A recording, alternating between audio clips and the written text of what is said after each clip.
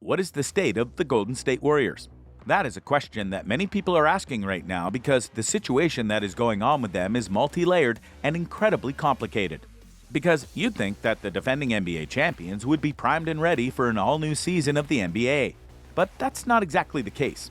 Instead, the case is one where they lost some key supporting players, aren't really sure what to expect from new ones, and two of their much-needed players tried to beat each other up at practice. So, have they improved? Or are they cruising for a crash? Curry makes his position clear. Steph Curry, while appearing on NBC Sports California's broadcast during an Athletics Houston Astros game back in July as part of his Eat, Learn, Play Foundation, spoke for all of Dub Nation when he said, "If I'm still hooping, we always got another chance at a championship." It all starts and ends with Curry when it comes to the Warriors' chances, followed by his big three running mates in Klay Thompson and Draymond Green. They're the base and the beginning to a handful of reasons why the Warriors' 2022-23 roster, as it currently is constructed, potentially has even more upside than their championship squad from last season. 11 isn't just Thompson's jersey number, draft pick slot, and year he was selected by Golden State. The number also marks how many minutes the combination of Curry, Thompson, and Green played together in the regular season. Recovering from a torn Achilles after already rehabbing a torn ACL, Thompson missed the first 38 games of the regular season. When he returned on January 9, 2022, Green joined him on the court to start the game. But that was purely out of respect as the forward sustained his own injury, one that he thought was to his calf but was really to his back during pregame warm-ups. He didn't play again until March 14th. The next game, the head of the snake went down. Curry played under 14 minutes against the Boston Celtics on March 16th before a loose ball and diving Marcus Smart resulted in a sprained left foot for the Warriors superstar. The Warriors lost by 22 points to the Celtics, and Curry missed the final 12 games of the regular season, a span where the Warriors lost 6 of their first 7 games without him before going on a 5-game win streak heading into the playoffs. Golden State was a historically great defense through the first 38 games of the season thanks to a healthy Green. Thompson won't have to be integrated into the team halfway through the season and gets to have his first healthy offseason since going into the 2018-19 season. And Curry just pulled off one of the best NBA Finals performances we've seen and was dominant throughout the playoffs. Those three together, with more than 11 minutes, should spell trouble for the rest of the league and make all of San Francisco smile. We can't forget the losses from last season's roster, though. The lost players. Gary Payton II is gone, as are Otto Porter Jr., Nemanja Bjelica, Damian Lee, Juan Toscano Anderson, and Chris Chiozza. That's 3 big playoff performers, especially Payton and Porter. Payton is one of the most unique players in the game and a true difference maker defensively off the bench.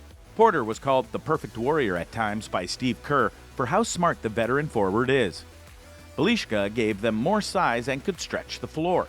A piece of the Warriors' soul left with the absence of Toscano Anderson. Lee had strong moments as a shooter, and Chiozza was praised for the work he did in the locker room and behind the scenes as a two-way player. The gains are fewer in total players, though that doesn't mean they can't make a major impact. The Warriors' 2 biggest free agents were Payton and Kevon Looney. Of course, the front office, coaching staff, and players wanted both back. Payton was given an offer he couldn't refuse, one the Warriors weren't matching from the Portland Trail Blazers. What became clear is that Looney was priority number 1, as he should be.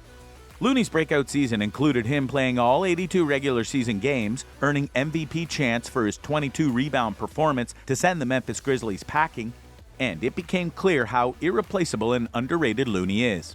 That's why the Warriors gave him a 3-year contract that can be worth up to $25.5 million. The Warriors' biggest move outside of retaining their own was signing guard Donte DiVincenzo to a 2-year, $9.3 million contract. Once I had the conversation with Steph and Draymond, everything kind of slowed down for me a little bit because I got away from the numbers, the dollar signs and everything, DiVincenzo said on July 10th. I was more so focused on what is best for Donte and what is best for me going forward.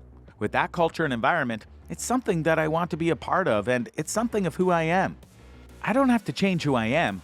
I can just totally fit in and become a Warrior. DiVincenzo also had 2 of the most important voices in the building on his side. He also now is fully healthy and feels like he never had ankle surgery, which he injured in the 2021 playoffs and lingered into last season. In that 2020-21 regular season, DiVincenzo's career looked like it was about to take off. He started all 66 games he appeared in for the Milwaukee Bucks that season, and set career highs in points 10.4, rebounds 5.8, assists 3.1, and three-point percentage 37.9%. DiVincenzo is a strong perimeter defender. It also is unfair to expect him to make the same difference there that GP2 did. However, he's a stronger offensive weapon than Peyton, is 4 years younger, has become a champion in college and the pros, and like Peyton, he's a great athlete with next-level bounce. Plus, there's his contract. Not only did the Warriors save a ton by letting Peyton and Porter go, DiVincenzo's deal comes with a player option for the second season. The Warriors will be getting an extremely motivated DiVincenzo, one who has seen other careers take off in the Bay. I know Jordan Poole took a huge step forward in his career, and you can see how much they care about that, DiVincenzo said. And then Gary Payton II, what Gary did last year? The same with Otto Porter Jr. Looking at how those guys have helped other players, that's what I think is best for me. Plus, they got a big man coming back. James Wiseman. After all that, we still haven't reached the youth revolution of James Wiseman, 21 years old, Moses Moody, 20 years old, and Jonathan Kuminga, 19 years old. Moody and Kuminga contributed as rookies to a championship, will be given larger roles in year 2, and have all the tools to take a sophomore leap. Rehab is over for Wiseman. He's healthy, playing games, and as a true 7-footer, he gives the Warriors a center combination with Looney of two players who bring two different skill sets. Wiseman and the Warriors also are in full agreement of his role and how he can best help them in the now as his game grows and his star shines brighter over the years. Just playing within the system and not trying to do too much. I really don't have to do as much. Just do the most important parts of my position and star in my role to the best of my ability, Wiseman said to NBC Sports Bay Area on Dubs Talk in an interview one day before his Las Vegas Summer League debut. Rebounding, running the floor, blocking shots, and protecting the rim. That's really it. If he stays healthy, he'll be a boom for the Warriors. But Draymond Green. The dominant storyline of the last few weeks was that of Draymond Green and his fight with Jordan Poole. What should have been an in-house issue got spread far and wide after a video of the fight got leaked. Green took time away from the team to try and make things better, but he'll be back opening night when the NBA season opens. There's still allegedly turmoil on the team, and many feel this could be Green's last year with the squad that he helped make dominate. So, are the Warriors better than last season? We honestly can't say, as the season hasn't started yet. There are a lot of moving parts here. Some things might work perfectly, while others may not. The Warriors are fighters, though. If nothing else, believe that they will fight to repeat as they have done before. So what do you think? What do you think of this look at the Golden State Warriors and what they're aiming to do this upcoming season? Do you think they have any chance of making things work and repeating as champions?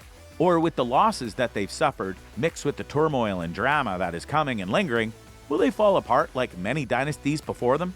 Let us know in the comments below, and we'll see you next time on the channel.